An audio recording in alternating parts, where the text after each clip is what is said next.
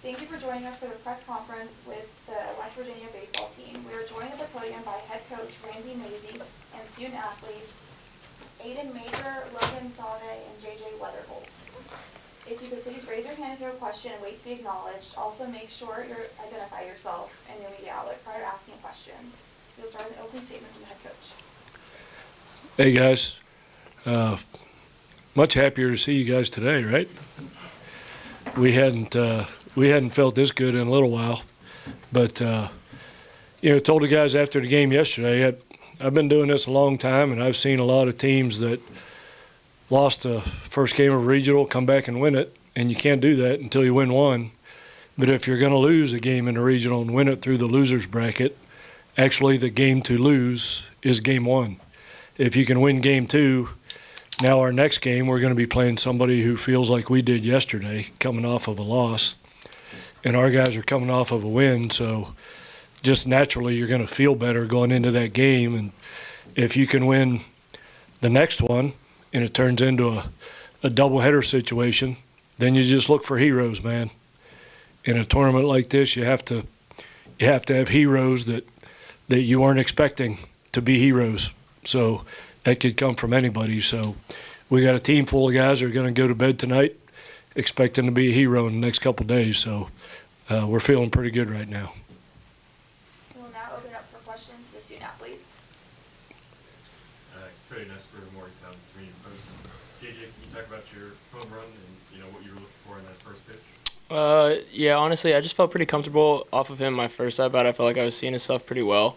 I was just looking for anything to hit, and thankfully he kind of gave me the best pitch to hit, first pitch, and that was pretty much it. Just see something over the plate and put a good swing on it.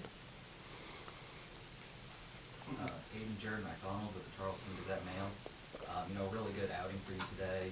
What was the difference, and what do you think made you so successful out there? Difference for me today was starting ahead of hitters. I think I haven't looked at it officially yet or anything, but I think there was only 2 hitters the entire outing that was behind in the count, or maybe 3. Being able to get ahead and get to my off-speed stuff and be ahead and be able to set the next pitch up with whatever that pitch is was huge for me today. Burt Granger, D1 Baseball. Aiden, walk me through what your repertoire is and what you feel like you had working best today. The repertoire for me is fastball, slider, changeup. And really today was all 3 were working. I was able to go really any of the 3 in any count, whether it was up, down, even, didn't matter. Definitely said starting ahead was able to really help me. Being able to land the changeup and the slider early in counts, and then being able to show the fastball late. It's kind of what we've tried to do all year, and today we just kind of finally got on the. I was able to execute, and we were on the same page all day. So that was a huge help. And Logan, yesterday hitting at the bottom of the order, near the bottom of the order, had some really good at bats. Today bumped up, and you're a big part of today's win. Does it change your approach where you're hitting in the order, or is it? Do you have the same methodology each time you go to the plate? I would say I have the same method going in every at bat. I mean, at the end of the day, it's just a game. So wherever coach puts me in the lineup, I just try to execute and do my job. Kevin Kender, Blue and Gold News. Logan, when did you hear about this change? Does that spark any thoughts? Do you talk to anybody, or how do you handle that? I didn't know until they put the lineup up right when we get in the dugout. So we don't know anything. We don't talk to anybody until game time. Logan, can you talk about your home run? JJ had just tied the game, and you had Tevin out there. Just what was your approach, and how'd you get it opposite field like that? Yeah, just my first 2 at bats weren't good. I watched a lot of pitches, so I went into my 3rd at bat just ready to be aggressive, and when I got a fastball, just jump on it, and I did. JJ, when they jump out with another big inning, is there any feeling of, oh man, here this goes again, no matter how the games have gone, they've kind of trending in the same way? Any thought of that? Yeah, I mean, I think you can think about that for about like 5 seconds. Look at it like that, like, oh man, this stinks. And then once you get in the dugout ready to hit, innings over, you got to flip the page and just turn the scoreboard off and have good at bats. And I think we did a really good job of doing that. Did y'all notice the wind? I mean, obviously yesterday and today, it's blowing out to right field, you can get it up there, it's gonna ride it a little bit. Change what you're looking for a little bit sometimes? We try not to like really play into the wind because it's just too hard to control exactly where you're gonna hit it. Thankfully, a lot of our lofted stuff was to right field today, though, so that was a good sign. It kind of helped us out, but we're not really trying to like, oh, the wind's blowing to right, let's hit it to right. Ryan Decker, Golden Blue Nation. Really for any of you guys, was there any point in this game where you all kind of looked at each other and was like, this is the team that we played like the first 3/4 of this season? Yeah, I think so for sure. I mean, just walking through the dugout, you could tell that our energy was a lot better today. And once we jumped up by 5, 6, 7 runs, everybody, like, we knew that this is the team we are. Yeah, and then to add to that, I think just like after the game, doing like our winning handshakes and stuff, we haven't done that in a while. So that's when it like really clicked, like, well, this is what it feels like to win again. So that's what we'll be going for tomorrow. Any further questions for the team athletes? And Coach Mazey has talked a lot about different pitchers on the staff, understanding their roles, and except when you slide in, yours has bounced around a little bit sometimes this year. Is there a process you went through to realize, hey, this is what I've got to do to help this team be successful? I mean, yeah, it's just going to work every single day. I mean, there's always something you can get better at. There's always something that you can do to get more comfortable or whatever it might be, whether it's, a start or relief and close. I've done it all. And it's all about doing the same thing, sticking to the same routine, sticking with what's worked in the past. And, sometimes it's gonna work, sometimes it's not gonna work. So it's just sticking to it. And today was a good day for me. Anything else? If not, the student athletes will be dismissed to the locker room. Thank you guys.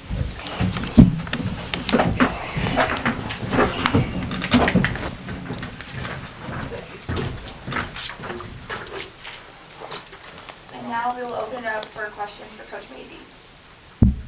Coach, was that a hero performance out of Gabe today? I mean, you only got 3 innings out of Ben, and for him to come in and pitch 5, so effectively. Sure was, man.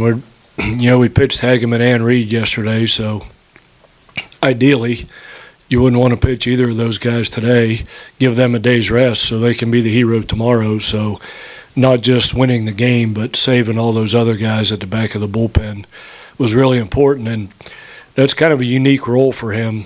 What he did today is what he's done a bunch this year, come in when the starter gets in a little bit of trouble, and he's got a history of being a starting pitcher, so he can get into a pretty deep pitch count. So bringing him in the third or fourth and expecting him to finish the game is something he's pretty capable of doing. You mentioned after yesterday's game you were going to consider jumping the batting order around. When you're going through and identifying that, you look at the matchups, obviously recent performance a little bit. What made you settle on Logan, bumping him up to the 2 spot? Yeah, he's just been pretty steady. He's if you guys have seen him play, he's hit so many balls to the warning track this year. He could really have 8 or 10 homers. He normally doesn't strike out much. He can hit the ball behind runners when they're on first or second.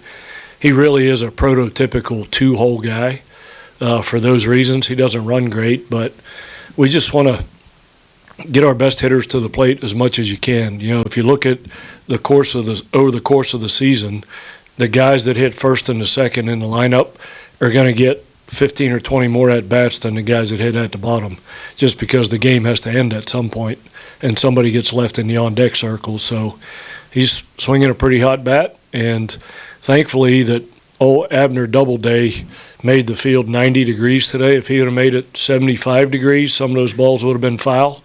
That right field corner was pretty good to us today. So, but we've done that. He's done that. Dane's done that.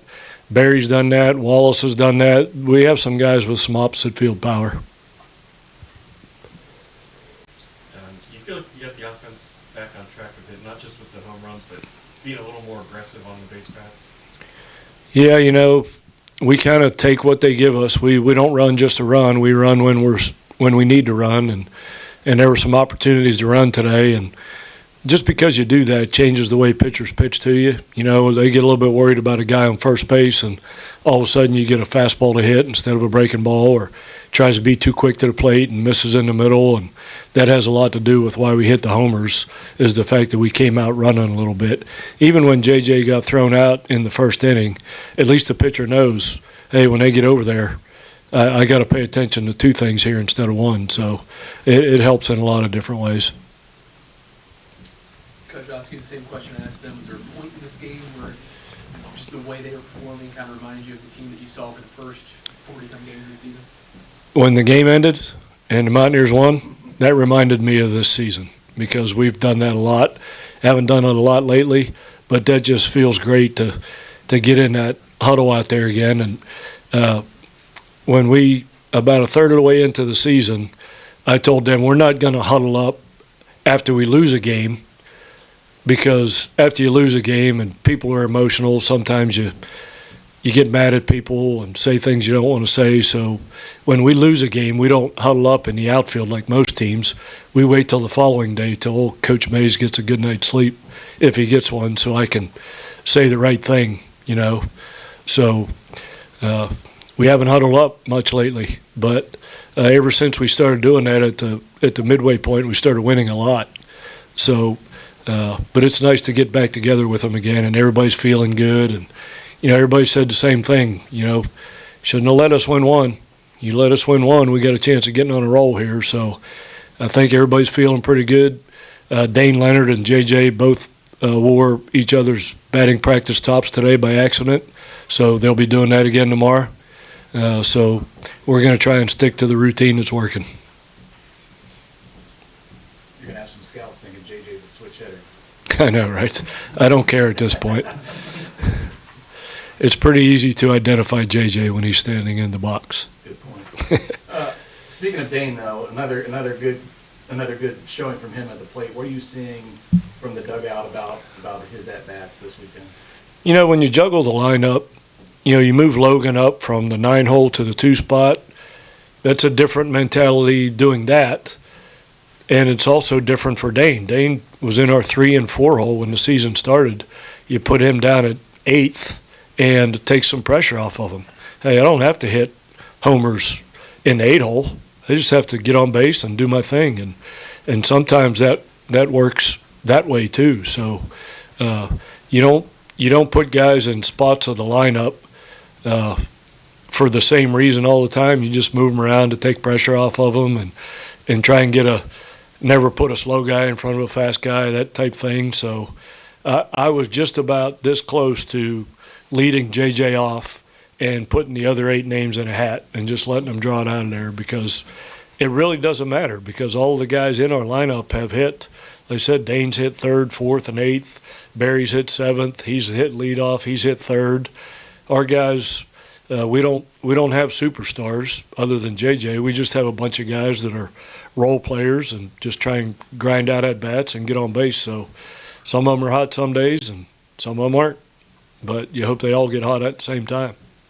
Same idea for slotting Tevin back where he started in the 9-hole, take a little bit of pressure off, put him back in that turnaround spot with JJ. Yeah, you know, Tevin's deal is hitting in front of JJ. If JJ's second, Tevin's first, he's in front of JJ.